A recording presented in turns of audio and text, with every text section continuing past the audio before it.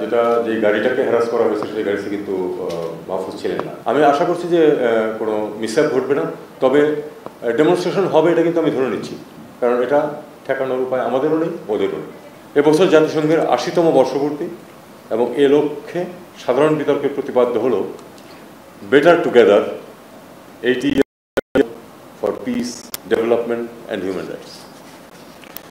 জাতিসংঘের 3টি মূল স্তম্ভ আপনারা জানেন: শান্তি ও নিরাপত্তা, উন্নয়ন এবং মানবাধিকার। সবই এমনভাবে এবারের সমানভাবে এবারের অধিবেশনে গুরুত্ব পাবে। বিশ্বব্যাপী আস্থার সংকট, সংরক্ষণবাদের উত্থান, বহুপাক্ষিক কূটনীতি এবং আলোচনা উপেক্ষা করার ফলে সৃষ্ট যে তীব্র সংকট থেকে সংঘাতের সৃষ্টি হয়েছে, মানবাধিকার লঙ্ঘন ঘটছে, বিজ্ঞান ও তথ্য প্রযুক্তির অভাবনীয় উন্নতির পাশাপাশি উদ্ভূত নানা রকম বৈশ্বিক মোকাবেলা এবং টেকসই উন্নয়ন বাস্তবায়নে কার্যকর ও সমন্বিত পদক্ষেপের বিষয়ে সার্বিক আলোচনার ক্ষেত্রে এবারের প্রতিপাদ্যটি অত্যন্ত অর্থবহ।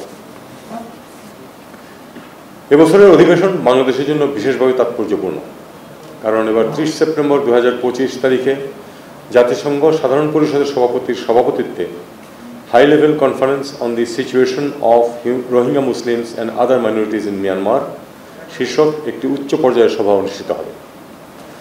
রোহিঙ্গা সংকটকে কেন্দ্র করে জাতিসংঘ কর্তৃক সাধারণ পরিষদে এমন একটি উচ্চ পর্যায়ের সভার আয়োজন এবারই প্রথম। উল্লেখ্য, গত বছর জাতিসংঘ সাধারণ পরিষদের মাননীয় প্রধান উপদেষ্টা প্রথমবারের মতো সকল অংশীদারের অংশগ্রহণে জাতিসংঘ কর্তৃক এমন একটি উচ্চ পর্যায়ের সভা আয়োজনের প্রস্তাব করেন। যে 4 জন যাচ্ছেন তারা হচ্ছে মির্জা ফখরুল ইসলাম আলমগীর, সৈয়দ আব্দুল্লাহ মোহাম্মদ তাহের, তারপর হচ্ছে আক্তার হোসেন, 3 জন, আর হচ্ছে আর বিএনপির আরেকজন হুমায়ুন কবির, আর বিএনপি থেকে হুমায়ুন কবির সাহেব। এই 4 জন যাবেন। হুমায়ুন কবির, এনসিপির থেকে আক্তার হোসেন। কার সাথে দেখা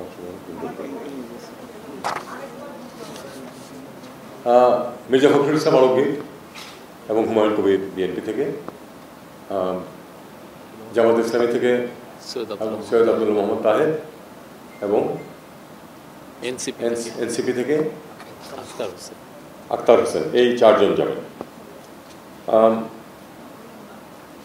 কার সাথে দেখা হবে এই প্রশ্ন আপনারা জানতে চেয়েছিলেন। যেটা বলে রাখছি সেটা হলো যে এর সাথে আরও অ্যাড হতে পারে, আবার কোনো কারণে কোনোটা বাদও পড়ে যেতে পারে।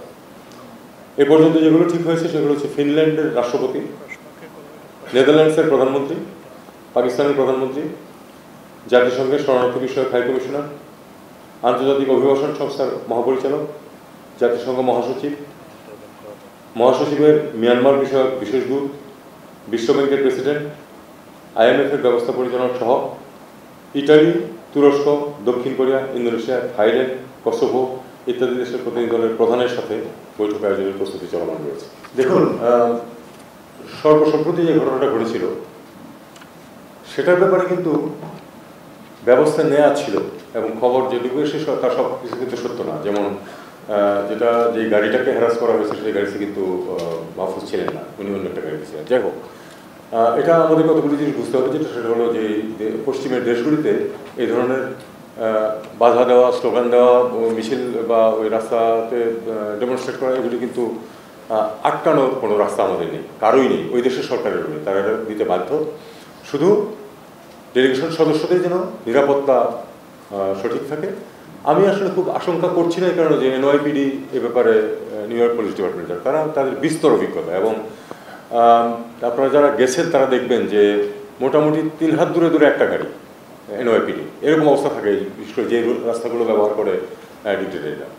আমি আশা করছি যে কোনো মিসঅ্যাপ ঘটবে না, তবে ডেমনস্ট্রেশন হবে এটা কিন্তু আমি ধরে নিচ্ছি, কারণ এটা ঠেকানোর উপায় আমাদেরও নেই, ওদেরও নেই।